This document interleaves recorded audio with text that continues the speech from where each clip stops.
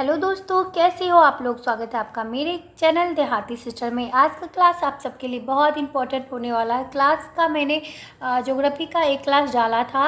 आप सबका बहुत सारा अच्छा रिस्पांस मिला है, तो आज मैं वर्ल्ड ज्योग्राफी का क्लास 1 डालूँगी। ये थोड़ा मिक्स प्लेलिस्ट में होगा, इसलिए ना कि ज्योग्राफी का एक जगह मतलब हर क्लास मिल जाएगा आपको, और वर्ल्ड को भी मैं साथ में लेके चलूँगी, क्योंकि वर्ल्ड वाला पोर्शन थोड़ा सा टिपिकल होता है, आपको याद करने में थोड़ा सा टाइम लगता है। तो अगर मैं उसको ख़त्म करके इसको ख़त्म करूँगी ना, तो थोड़ा सा आप लास्ट टाइम में परेशान होंगे। तो साथ में लेके चलने में थोड़ा भारी थोड़ा हल्का ये आपको मैनेज करेगा। और टेलीग्राम ग्रुप का लिंक मैंने डिस्क्रिप्शन में पिन कर दिया, आप उसे जाकर ज्वाइन ज़रूर कर लें। और सबको बता दें कि मैंने टेलीग्राम ग्रुप बनाया, उसमें मैं पीडीएफ डालूंगी। अभी कुछ लोग को जुड़ने देते हैं, फिर मैं एक एक करके सारा पीडीएफ डाल दूँगी वहाँ पे। तो चैनल पे अभी भी आप नए हैं, इस चैनल को सब्सक्राइब नहीं किया तो सब्सक्राइब करके बेल आइकन को प्रेस कर लें। तो चलिए आज का क्लास हम लोग शुरू करते हैं। विश्व का प्रादेशिक भूगोल। एशिया महाद्वीप के बारे में सबसे पहले हम लोग पढ़ेंगे, क्योंकि हम लोग रहते भी एशिया महाद्वीप में हैं। देखिए, इसे ना विभिन्नताओं वाला महाद्वीप कहा जाता है। ये इकलौता एक महाद्वीप ऐसा है जिसमें कि बहुत सारा ना विभिन्नताएं पाई जाती है। हर तरह के पेड़ पौधे, जानवर, जंतु, हर चीज़ में विभिन्नताएं आपको यहाँ पे देखने के लिए मिलती है एशिया महाद्वीप में। सभ्यता की जननी किसे कहा जाता है? तो एशिया की नदी घाटियों को कहा जाता है। या फिर सभ्यता का पालना किसे कहा जाता है? तो ये भी एशिया की नदी घाटियों को कहा जाता है। अब देखिए, ये बहुत इम्पोर्टेंट है। ये एम आकार का जो है ना महासागर, वो है हिंद महासागर। आप इसको याद रखिएगा। अटलांटिक महासागर, ये तो सीटेट में भी पूछता था, मुझे लग रहा है कि मैंने कहीं पढ़ा है प्रीवियस ईयर में एटलीस्ट, कि इस टाइप का दिया हुआ रहता है कौन सा महासागर है। तो अटलांटिक महासागर ना एस आकार का होता है। वहीं पर ये बाद में मैंने लिखा है, ये ना प्रशांत महासागर है। प्रशांत महासागर, ये प्रशांत महासागर है, जो कि त्रिभुजा आकार का है, त्रिभुज आकार का है। ऐसी कौन सी पर्वत श्रृंखला है जो एशिया को यूरोप से अलग करती है? देखिए, एशिया और यूरोप को अलग करता है कौन सा पर्वत? यूराल पर्वत ना एशिया को यूरोप से अलग करता है। इस टाइप का क्वेश्चन अब बहुत बार एग्जाम में देखा जाता है, और इस टाइप का क्वेश्चन हमसे गलती भी होता है। इसीलिए आज का क्लास मैं लेके आई हूँ कि ताकि आप लोगों को ये आसानी हो और आप आसानी भाषा में इसको समझ पाएँ और पढ़ पाएँ। कोई भी डाउट होता है ना, तो ज़रूर कमेंट बॉक्स में लिखें। अगर मुझे पता होगा तो मैं क्लियर करूँगी, नहीं पता होगा तो ज़रूर आपको बताऊँगी कि आप किसी और से पूछ लें, शायद मैं नहीं बता पाऊँगी। अब देखिए, सिनाई प्रायद्वीप। सिनाई प्रायद्वीप जो है एशिया को अफ्रीका से जोड़ता है। तो ऐसे पूछेगा कि एशिया को अफ्रीका से कौन सा प्रायद्वीप जोड़ता है? तो सिनाई प्रायद्वीप एशिया को अफ्रीका से जोड़ता है। एशिया व अफ्रीका का जंक्शन किसे कहा जाता है? तो एशिया व अफ्रीका का जंक्शन सिनाई प्रायद्वीप को कहा जाता है। आप अपना नोटबुक जरूर बनाएं। बहुत लोग बोलते हैं पीडीएफ दे दे दीदी, मैं उसी से पढ़ूंगी, रिवीजन कैसे करूंगी मैं बिना पीडीएफ के? तो आप अपना नोट्स बनाएं अपने तरीके से। जैसे मेरा कुछ स्पेलिंग मिस्टेक्स है, आप अपने में सही करके लिखें, क्योंकि हर इंसान का हर चीज़ परफेक्ट नहीं होता है। तो आपको अपना नोट्स बनाना चाहिए, और नोट्स बनाने से क्या होता है ना, आप रिवीजन अच्छे से कर पाते हैं।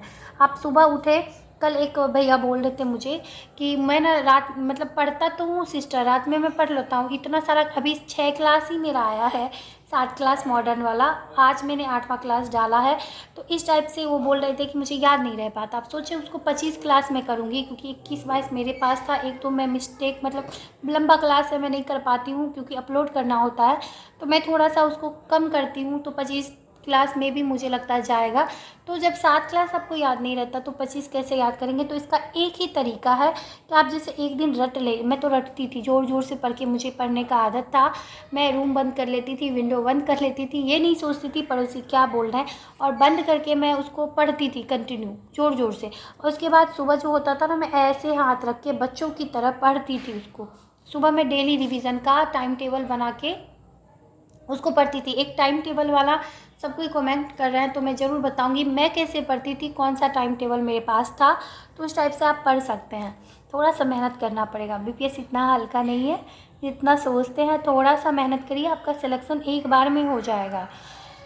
सिनाई प्रायद्वीप क्या है? एशिया को अफ्रीका से जोड़ता है।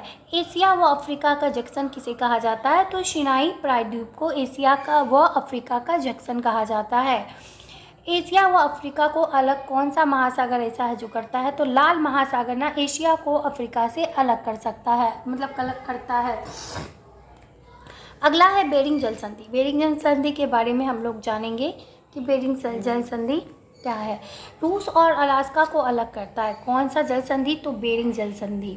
अब ये पूछेगा कि बेरिंग जल संधि किसको किसको अलग करता है, तो आपको ऑप्शन में देगा रूस अलास्का, उसके बाद एशिया अफ्रीका दे देगा, फिर कुछ भी आपको ऑप्शन में इस टाइप से उलझाने वाला पास पास वाला क्लोज वाला देगा, जिसमें आप उलझेंगे तो कन्फर्म आप याद रखें कि यही होगा इसका। तो बेरिंग जल संधि रूस और अलास्का को अलग करता है। उसके बाद आर्कटिक महासागर को प्रशांत महासागर से कौन जल संधि जोड़ती है? तो बेरिंग जल संधि ही आर्कटिक महासागर को प्रशांत महासागर से जोड़ती है। एशिया तथा उत्तरी अमेरिका को पृथक करती है कौन सी जल संधि? तो बेरिंग जल संधि। बहुत इंपॉर्टेंट है, एशिया और उत्तरी अमेरिका को कौन जल संधि पृथक करती है? तो बेरिंग जल संधि उसको पृथक करती है।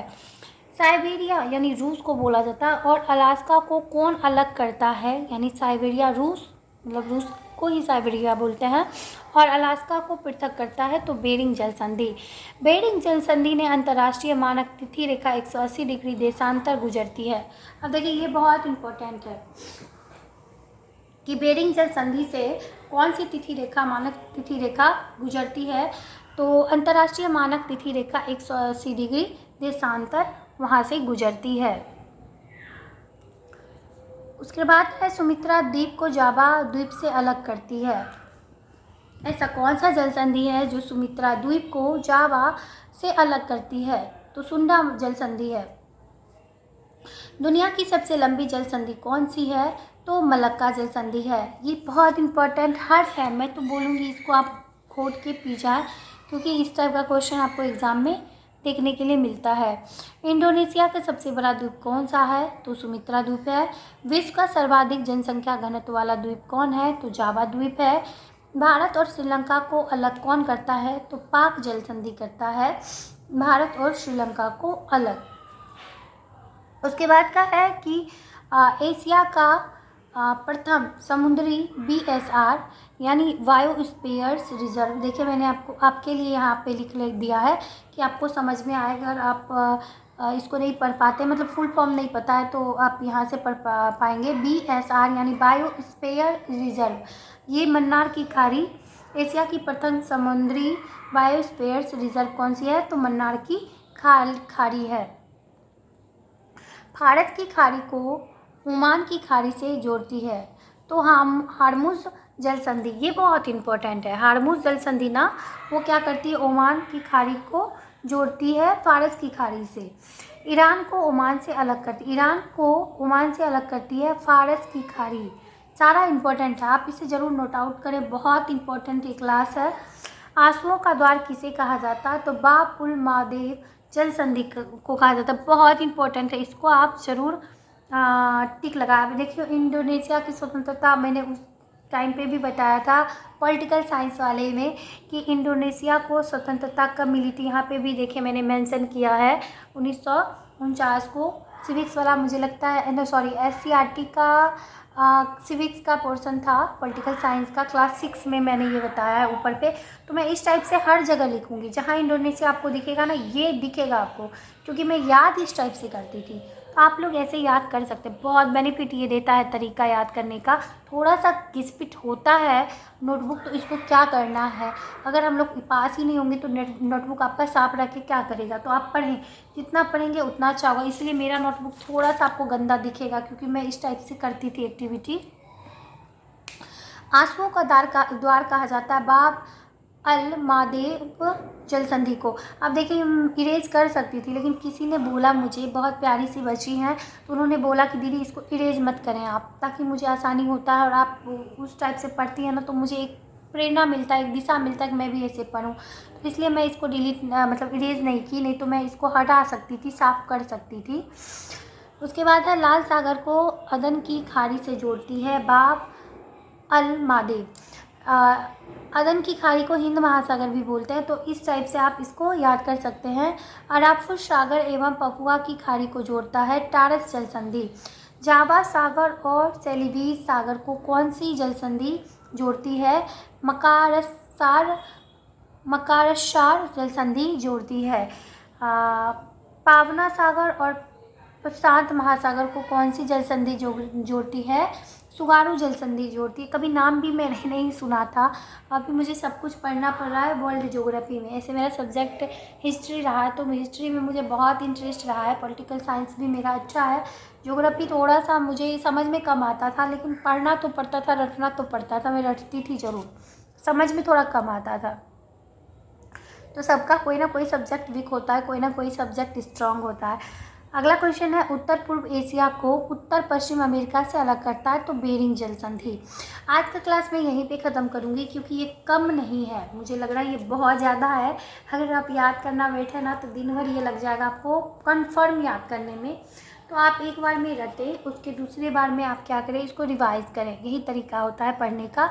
आई होप आपको ये छोटा सा प्रयास मेरा बहुत अच्छा लगा होगा। ये क्लास थोड़ा सा अगर मिस्टेक कहीं हुआ होगा तो थोड़ा सा इग्नोर करिएगा, क्योंकि मैं भी एक स्टूडेंट हूँ और मैं अपना बस जर्नी शेयर कर रही हूँ। बहुत सारे लोगों का डिमांड था कि ज्योग्राफी भी आप शेयर करें, नहीं तो मैं नहीं करती, इसलिए मैंने जो पढ़ा है वो आपको शेयर कर रही हूँ। Thank you so much channel में बने रहने के लिए, वीडियो में बने रहने के लिए।